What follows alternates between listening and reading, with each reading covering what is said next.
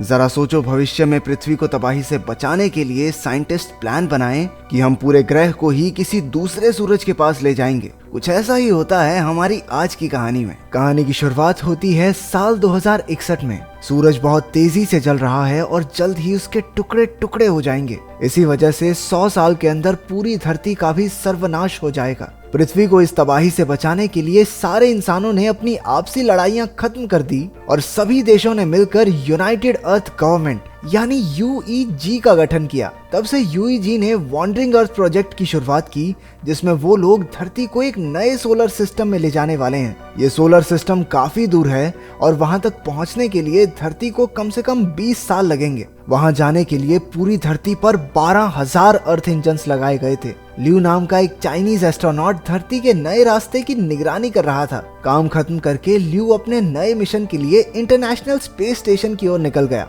उसका बेटा क्यूई और बेटी हान धरती पर ही थे। ल्यू का मिशन था पृथ्वी को सही तरीके से नए रास्ते पर बनाए रखना। कई साल बीत गए और अब तक करोड़ों लोग प्राकृतिक आपदाओं में मारे जा चुके हैं। अब धरती का घूमना बंद हो गया था, जिसकी वजह से सुनामियों ने तबाही मचा रखी थी। और तो और सूरज से दूर होने की वजह से धरती की सतह पूरी तरह बर्फ में जम चुकी थी। इसी वजह से बचे हुए इंसान धरती के नीचे बने शहरों में रह रहे थे। 17 साल बाद 2078 में ल्यू और उसके कलीग स्पेस स्टेशन में अपना काम खत्म करके धरती पर लौटने की तैयारी में थे। उसका बेटा क्यूई अब नौजवान हो चुका है और हैवी ट्रक्स ठीक करने का काम करता है। क्योंकि बाकी इंसानों की तरह वो भी धरती के नीचे बने शहरों में रहता है, इसलिए उसने कभी धरती के ऊपर का नजारा देखा ही नहीं था। वो बड़ी शिद्दत से बाहर जाना चाहता था, लेकिन मौजूदा हालातों में ऐसा मुमकिन नहीं। लेकिन एक दिन उसने फैसला किया कि बाहर तो वो जाकर रहेगा। उसने गैर कानूनी तरीके से 2 थर्मल सूट और फेक आईडीज चुरा ली। उसकी बहन हान भी उसके साथ थी, जिसने बड़ी चालाकी से अपने दादा ज़ैंग के ट्रक की चाबी और क्लियरेंस पास निकाल लिया। ज़ैंग वॉन्डरिंग अर्थ प्रोजेक्ट का एक ट्रक ड्राइवर था। जब क्यूई और हान ऊपर पहुंचे तो अर्थ इंजन को देखकर उनके होश उड़ गए। इतना बड़ा इंजन उन्होंने आज तक नहीं देखा था और ऐसे ही 12,000 इंजन पूरी धरती पर मौजूद थे। वो दोनों अपने दादा के ट्रक में बैठ गए। क्यूई को ट्रक कुछ खास चलाना नहीं आता था, लेकिन थोड़ी देर चलाने के बाद उसे ट्रक का हिसाब आ गया। पर जल्द ही वो एक चेक पॉइंट पर पकड़े गए और उन्हें जेल में डाल दिया गया। उनके दादा जियांग को ये पता चला तो वो उन्हें बचाने पहुंचा, लेकिन पुलिस वाले को रिश्वत ऑफर करने के लिए उसे भी पकड़कर जेल में डाल दिया गया। आज के दिन धरती जुपिटर के पास से निकलकर एक नए सोलर सिस्टम में जाने वाली थी। पृथ्वी जुपिटर की ग्रेविटी का इस्तेमाल करने वाली थी, लेकिन अचानक से जुपिटर की ग्रेविटी में गड़बड़ी होने लगी। इसी वजह से धरती पर भूकंपों से तबाही मच गई और कई सारे अर्थ इंजन्स भी बंद पड़ गए। जमीन के नीचे दबे बहुत से शहर तबाह हो गए। अब जुपिटर अपनी गुरुत्वाकर्षण शक्ति से बहुत तेजी से पृथ्वी को अपनी ओर खींच रहा था, जिसका सीधा मतलब ये था कि जल्द ही दोनों ग्रह एक दूसरे से टकरा जाएंगे। उधर क्यूई, हान और उनके दादा एक और कैदी टिम के साथ मिलकर जेल से भागने में कामयाब हो गए। बाहर निकलकर ज़ैंग ने अपना ट्रक ढूंढा और सबको साथ लेकर बिल्डिंग्स और पत्थरों से बचते हुए दूसरी अंडरग्राउंड सिटी की ओर बढ़ने लगा। उधर ल्यूई का स्पेसक्राफ्ट धरती पर लौटने ही वाला था कि तभी मेन कंप्यूटर मॉस ने कहा कि क्योंकि space station low energy mode में जा रहा है, इसलिए उन सबको हाइबरनेशन में जाना होगा। लेकिन ल्यू अपने परिवार से मिलना चाहता था। उसने अपने पिता को कॉल किया तो उसे जेल वाले कांड और धरती की तबाही के बारे में पता चला। उसने उन्हें पास के एक बंकर का रास्ता बताया। इसके बाद वो हाइबरनेशन में जाने की तैयारी करने लगा। उधर ज़ैंग के ट्रक को चाइनीज सैनिकों की रेस्क्यू टीम ने रोक लिया। उनके कैप्टन वैंग ली ने ऑर्डर दिया कि उन्हें ट्रक में लाइटर कोर नाम का फ्यूल लेकर जाना होगा, जिससे कि बंद हुए अर्थ इंजन्स को फिर से चलाया जा सकता है। मजबूरी में ज़ैंग को मानना पड़ा। जल्द ही ल्यू को उसका पता चल गया और उसने कैप्टन वैंग ली से कहा कि उसके परिवार को बंकर में जाने दे। लेकिन कैप्टन ने उसकी बात ना मानते हुए साफ सीधे तौर पर कहा कि मिशन पूरा होने के बाद ही वो उसके परिवार को जाने देगा। अब ज़ैंग के पास कोई चारा नहीं था तो वो उन्हें शंघाई ले गया। ये शहर अब पूरा का पूरा बर्फ में जम चुका था। फ्लैशबैक में दिखाया जाता है कि कई साल पहले शंघाई में जबरदस्त सुनामी आई थी और पूरा शहर पानी से भर गया था। क्यूई की बहन हान उन्हें वहीं मिली थी।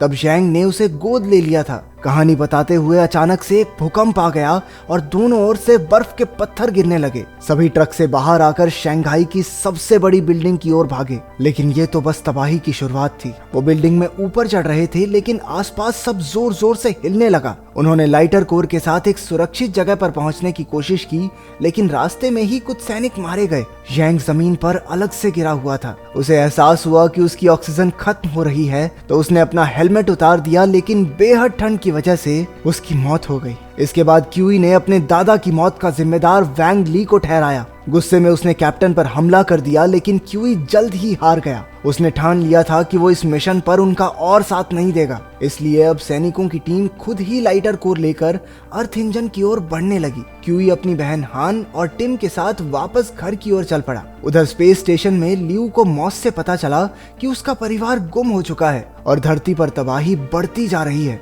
उस सुपर कंप्यूटर मॉस ने यह भी कहा कि अब धरती को बचाना नामुमकिन है, इसलिए अब वो धरती पर नहीं जा रहे। अब से उनका एक नया मिशन शुरू होगा, जिसमें धरती के रास्ते को छोड़कर ये स्पेस स्टेशन खुद ही नए सोलर सिस्टम में जाएगा और वहाँ एक नए ग्रह पर जिंदगी की शुरुआत करेगा। वहाँ पर कुछ इंसान, फसलें और कई चीजें भेजी जाएंगी, जिससे इंसानी जीवन फिर से शुरू किया जा सके। ये सुनते ही लियू गुस्से से भर गया। वो पृथ्वी को यूं ही तबाह नहीं होने दे सकता था। वो हाइबरनेशन से भागने की कोशिश करने लगा, लेकिन तभी कंप्यूटर मॉस ने बाकी सबको भी जगा दिया। लेकिन उसके रशियन टीममेट मार्करोव ने लियू का साथ देने का फैसला किया। उन्होंने स्पेस स्टेशन का एक दरवाजा तोड़ा और स्पेस में उड़ने लगे। अपने दोस्त को कंट्रोल सेंटर तक पहुंचाने के लिए मार्करोव ने अपनी जान की बाजी लगा दी और उसी की वजह से ल्यूई कंट्रोल सेंटर तक पहुंचने में कामयाब हो गया। उधर धरती पर क्यूई और उसके साथियों को एक ट्रक के साथ टूटा हुआ प्लेन मिला। उस प्लेन में एक ही आदमी बचा था, यी,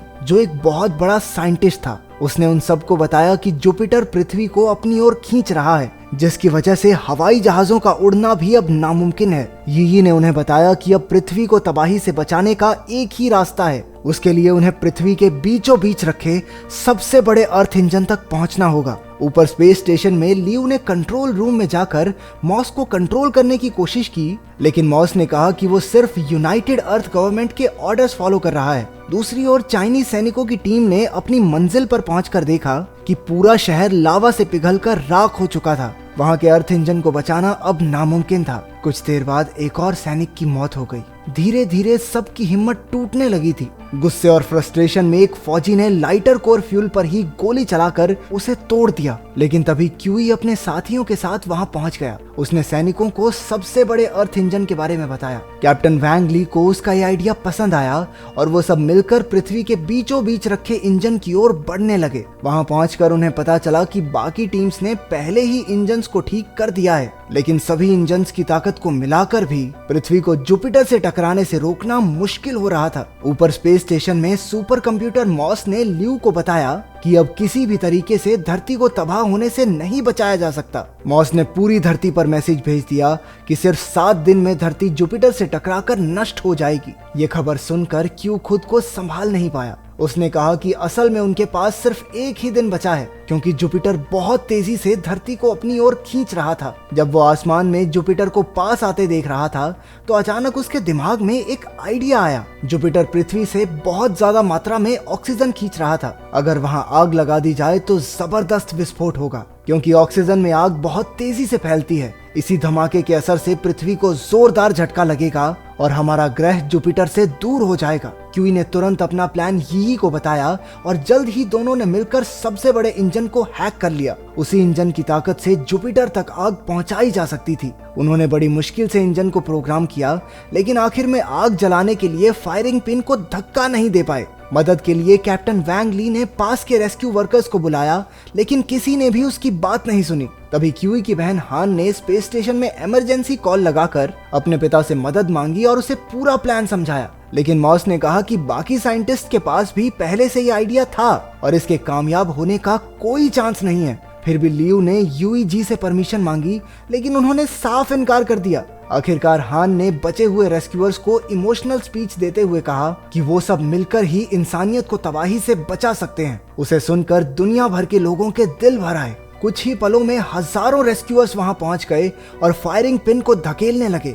आखिरकार कामयाबी क्यूई के हाथ लगी और अब प्रोग्राम लॉन्च करने के लिए सब कुछ तैयार था। ये एक पत्थर गिरने की वजह से काफी जख्मी हो चुका था, लेकिन फिर भी उसने जोर लगाकर सही तार जोड़ दी और प्रोग्राम लोड हो गया। इंजन ने आग लगाने के लिए एक जबरदस्त प्लाज्मा बीम जुपिटर की तरफ शूट कर दी, लेकिन इतनी कोशिश के बाद भी वो आग लगाने के एरिया से 5000 किलोमीटर पीछे ही रह गई।